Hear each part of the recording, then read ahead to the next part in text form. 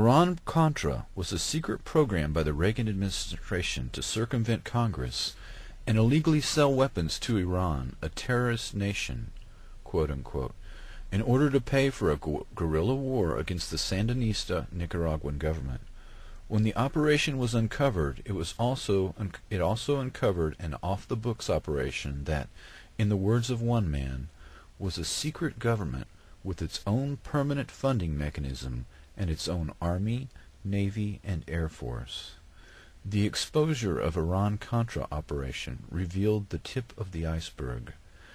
Admiral Richard Secord ran a many-faceted program that concentrated on banking fraud, drug smuggling, and illegal arms dealing by officers and former officers of the U.S. military.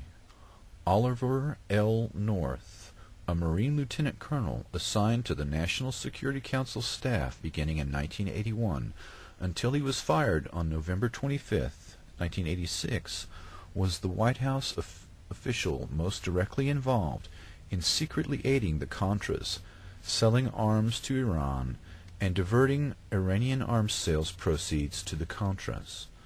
North, who was Deputy Director of Political Military Affairs, reported many of his activities to his superiors, National Security Advisor Robert C. McFarlane, and later John M. Poindexter.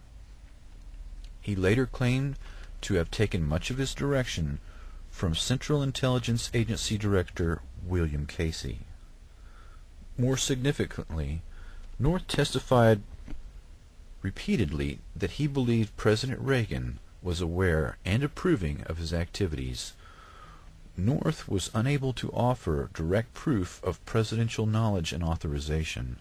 Both McFarlane and Poindexter were North's channel to the president, have either claimed ignorance of certain of North's activities or said they deliberately shielded the president from such details. In other words, plausible deniability. President Reagan, in written interrogatory answers to independent counsel, also denied knowledge of North's illegal conduct. Although the Office of Independent Counsel could not prove that President Reagan directly approved North's criminal actions, there is no doubt that he and his national security advisors allowed North to operate with an unprecedented latitude in the furtherance of administration policies. North was indicted on March 1988 on 16 Iran-Contra charges, along with Poindexter, retired U.S. Army Air Force Major General Richard V. Secord, and Albert Hakim, in a 23-count indictment. After the cases were served and the central conspiracy charges were dropped due to classified information problems, North stood trial beginning in February 1989 on 12 counts. On May 4, 1989, he was found guilty of 3 counts, including aiding and abetting obstruction of Congress, shredding and altering official documents, and accepting an illegal gratuity from Admiral Secord. North's convictions were vacated on July 20, 1990, after the appeals court found that witnesses in his trial might have been permissibly affected by his immunized congressional testimony.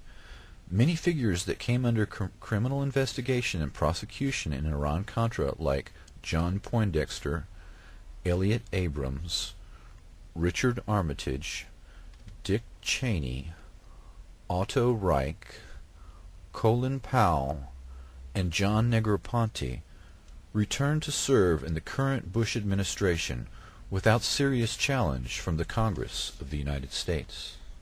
The Contras and the Crips.